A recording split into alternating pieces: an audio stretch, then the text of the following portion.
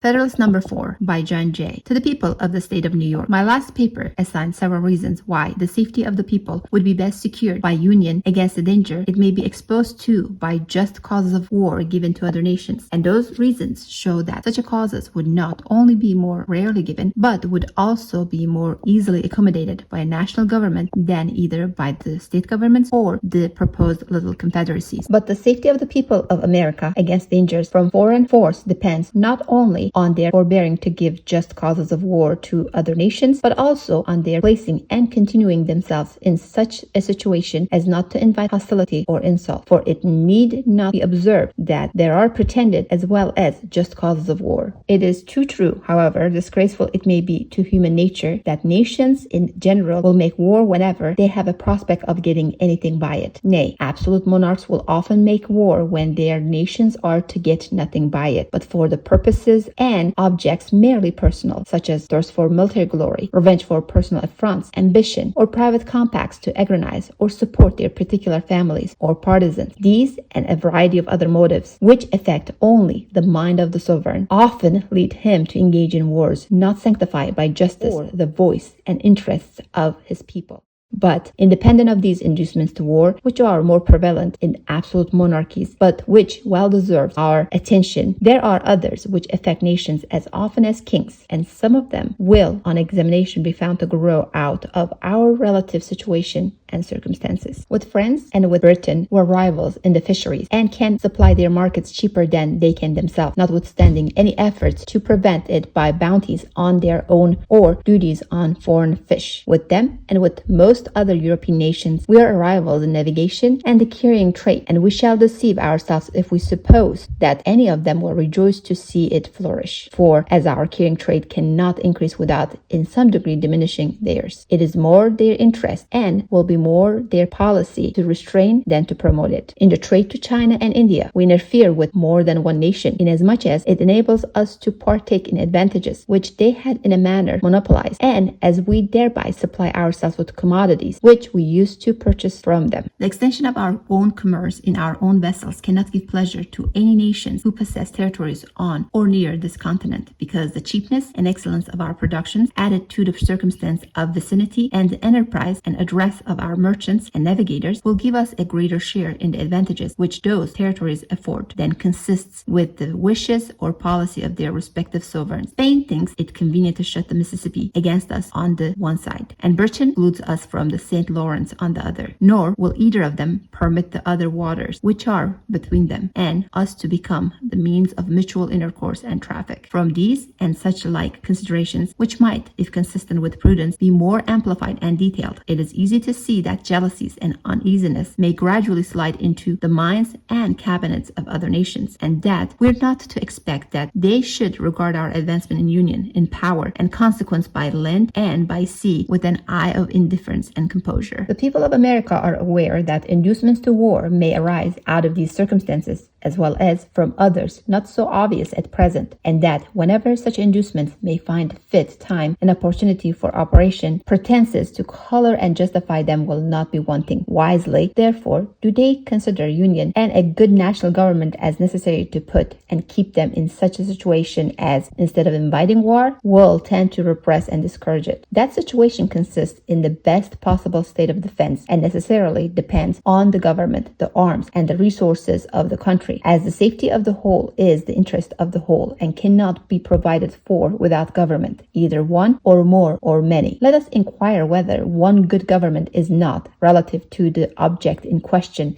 more competent than any other given number whatever. One government can collect and avail itself of the talents and experience of the ablest men in whatever part of the Union they may be found. It can move on uniform principles of policy. It can harmonize, assimilate, and protect the several parts and members, and extend the benefit of its foresight and precautions to each. In the formation of treaties, it will regard the interest of the whole and the particular interest of the parts as connected with that of the whole. It can apply the resources and power of the whole to the defense of any particular part, and that more easily and expeditiously than state governments or separate confederacies can possibly do. For want of concert and unity of system, it can place the militia under one plan of discipline and by putting their officers in a proper line of subordination to the chief magistrate will, as it were, consolidate them into one corps, and thereby render them more efficient than if divided into 13 or into 3 or 4 distinct independent companies. What would the militia of Britain be if the English militia obeyed the government of England, if the Scotch militia obeyed the government of Scotland,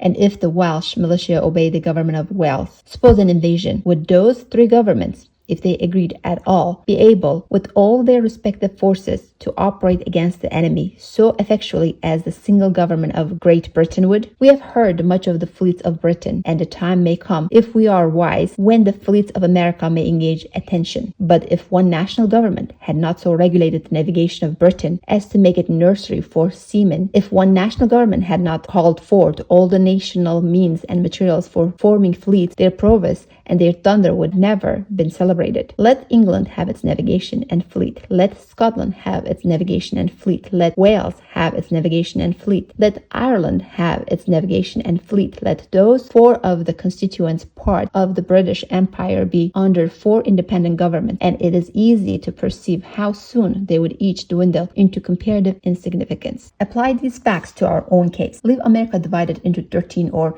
if you please, into 3 or 4 independent governments. What armies could they raise and pay? What fleets could they ever hope to have? If one was attacked, would the other fly to its succor and spend their blood and money in its defense? Would there be no danger of their being flattered into neutrality by its specious promises, or seduced by a too great fondness for peace to decline, hazarding their tranquility and present safety for the sake of neighbors, of whom perhaps they have been jealous, and whose importance they are content to see diminished? Although such a conduct would not be wise, it would, nevertheless, be natural. The history of the states of Greece and of other countries abounds with such instances, and it is not improbable that what has so often happened would, under similar circumstances, happen again. But admit that they might be willing to help the invaded state or confederacy. How and when and in what proportion shall aids of men and money be afforded? Who shall command the allied armies, and from which of them shall he receive his orders? Who shall settle the terms of peace, and in case of disputes what umpire shall decide between them and compel acquaintances? Various difficulties and inconveniences would be inseparable from such a situation, whereas one government watching over the general and common interests and combining and directing the powers and